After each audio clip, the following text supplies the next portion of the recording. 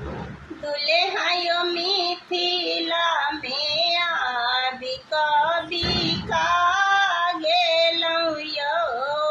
दुल्हायो मिथिला में आबि बिका गेलौं यौ।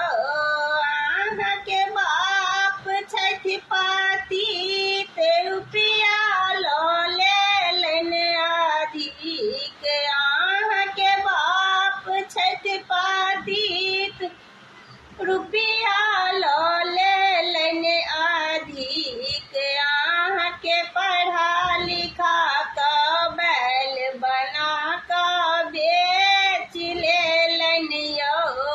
दुल्हायो मिथिला में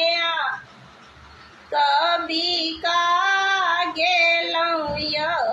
अहाँके माय छथि खेलाड़ि, लेलनि दूधक दाम धराय। अहाँके माय छथि खेलाड़ि, लेलनि दूधक दाम धराय। तेँ तऽ हमरा बाबू हाथे अहाँके बेच लेलनि यौ।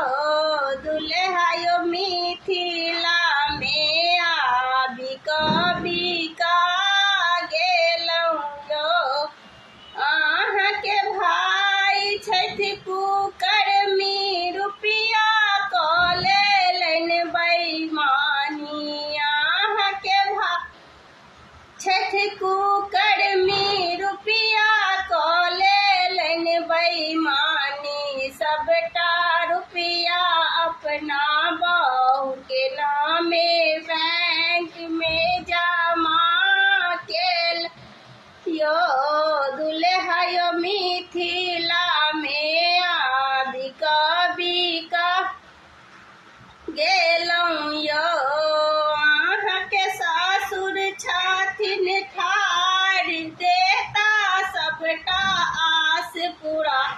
आए अहाँके ससुर जी छथि ठाढ़, देता सबटा आस पूरा।